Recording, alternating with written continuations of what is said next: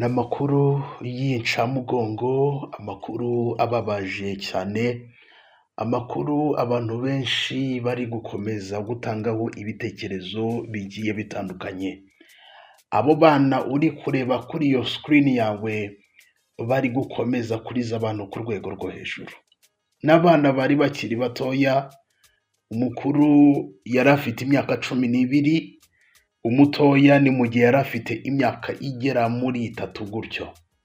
Ngira ngo nk'uko uri kubareba kuri iyo screen urabona ko umukuru urabona ko ari uwo wambaye agakaruvate ndetse n'agapira k'umukara, hanyuma uwo mwana wambaye agakanzu donc uramubona kuri iyo screen niwe ukurikira kuko yavutse mu mwaka wa 2019, ni mu gihe uwo mwana wambaye t-shirt y'icyatsi yavutse mu mwaka w'ibihumbi 2022, ni mu gihe wa mbere yavutse mu mwaka w'ibihumbi 2013. Urumva ko bari bakiri batoya byo ku rwego rwo hejuru, ariko uko batashye nibyo bintu biri gukomeza kuriza abantu benshi cyane bitewe n'ababyeyi b'iyi minsi. Ababyeyi b'iyi minsi niba byaragenze gute? Niba ngira ngo bamwe mu babyeyi b'iyi minsi basigaye baharira abana babisi. Isi ko ari igomba kubarera, ko bagomba kwishakiriza bakiri abana. Donc ababyeyi basigaye banananiwe inshingano, responsibility, akavuga ngo n'igishake gipfe.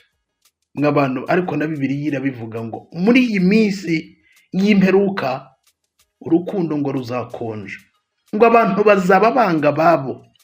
Umubyeyi azajya nta kintu bimubwiye, umwana asamubwiye iki?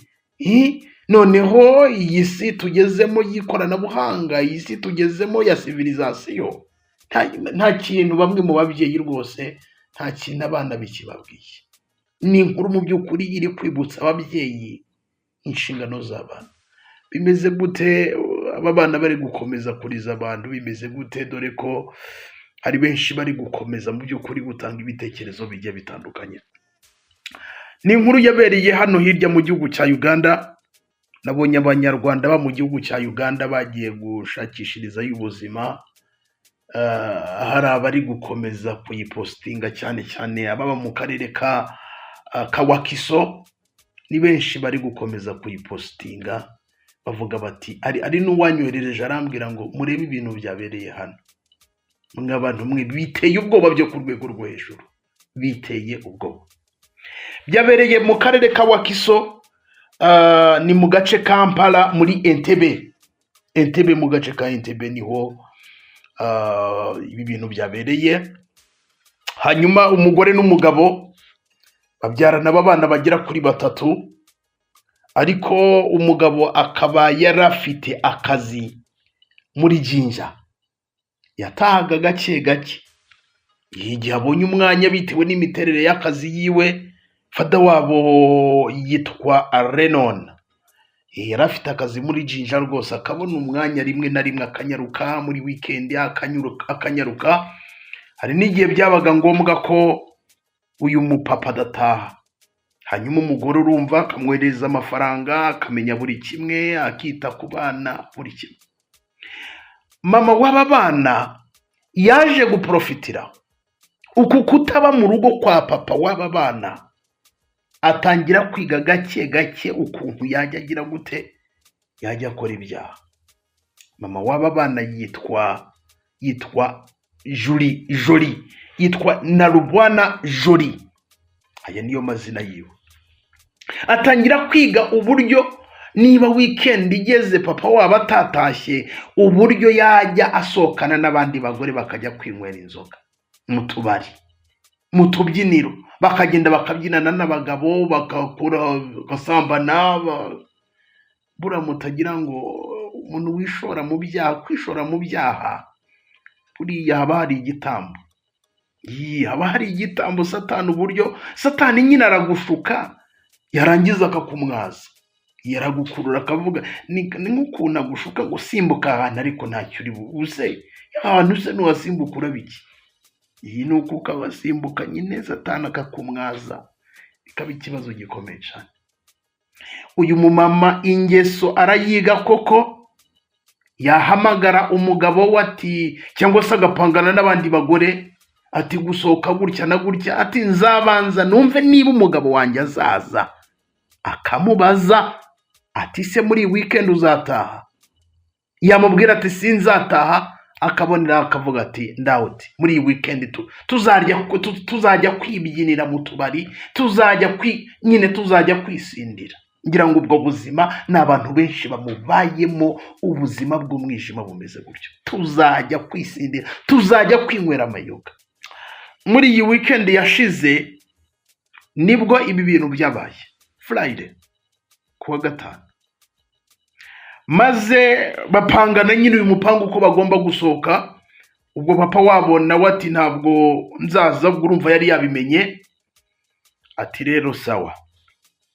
Inzu arangije uyu mupapa arayifunga, asiga abana baryamye. Yahagurutse sangahe? Yahagurutse mu masaa 6 z'ijoro, saa 6 saa 7 z'ijoro.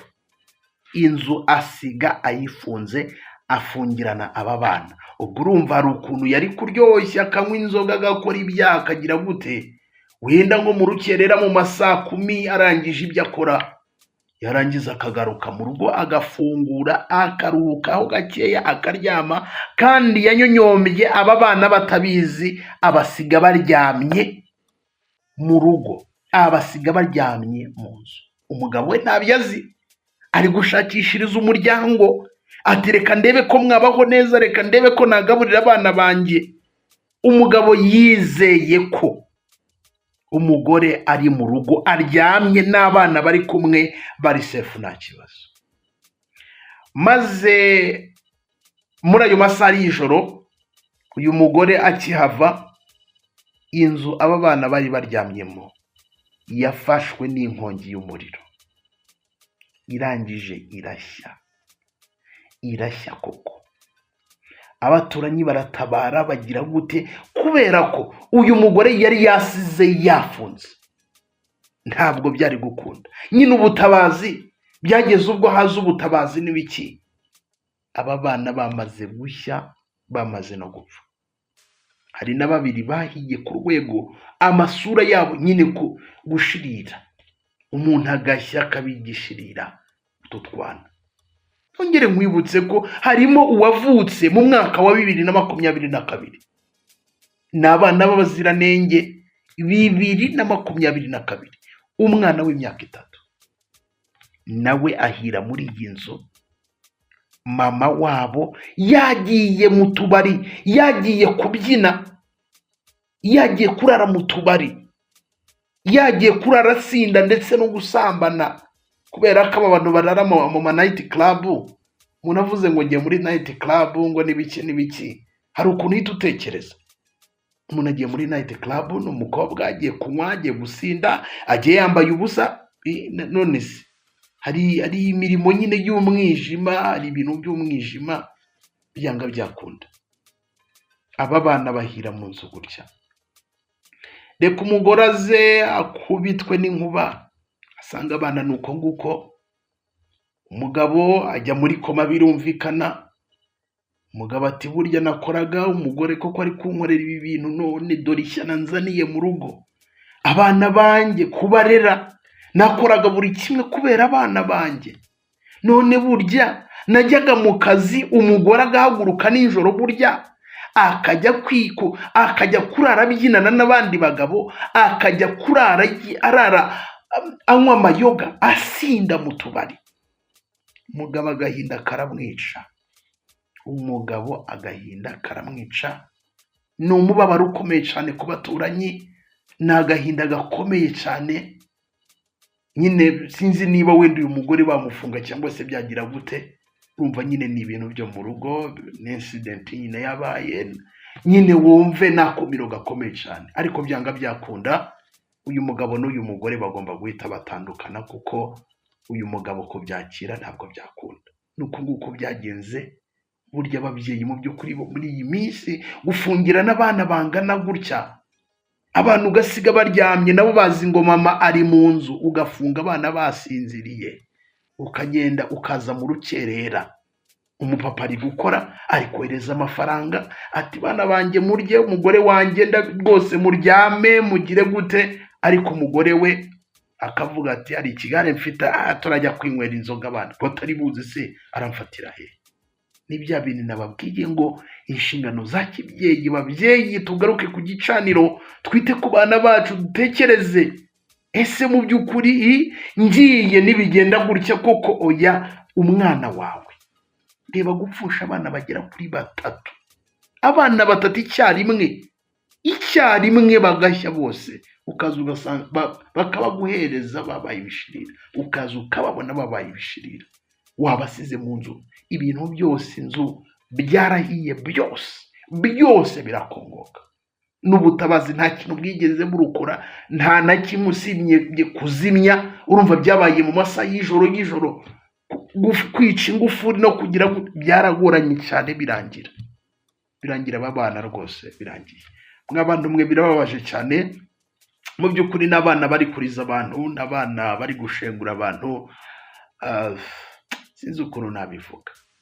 Aba bana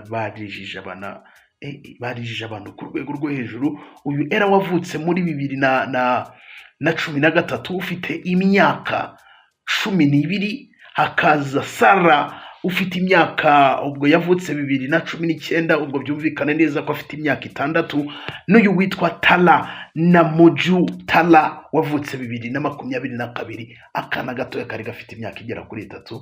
Nuko nguko katashya, ababyeyi bari kurira cyane, ababyeyi batabyaye babuze urubyaro bari gukomeza kurira bavuga koko ibi bintu ni ibiki.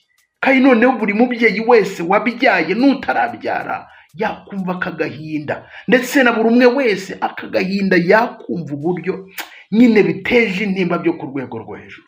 Biteye intimba aba bana bari gukomeza mu by'ukuri kubabaza abantu byo ku rwego rwo hejuru, bari gukomeza kubapostinga bitewe n'ibintu byababayeho mw'abantu mwe. Ariko kandi iyi si niyo kutubabaza, buriya nyine niko byari byapanzwe ko umwana nagira muri iki gihe bizagenda gutya, nta n'ikindi kintu burya umuntu yabihindura. Buriya tugiye tumenya ko ejo hari ibyago, umuntu yakwirinda, yamenya ngo hari accident ari buhure nayo, yavuga turi urugendo reka ndusubike, yavuga ngo ndurira igare ndi bukora impanuka wenda ncika akaboko, iryo gare waryihorera wenda ukagenda n'amaguru. Ariko hari ikintu Imana yaduhishe, ikintu bita fitire, ejo hazaza Imana yaragihishe.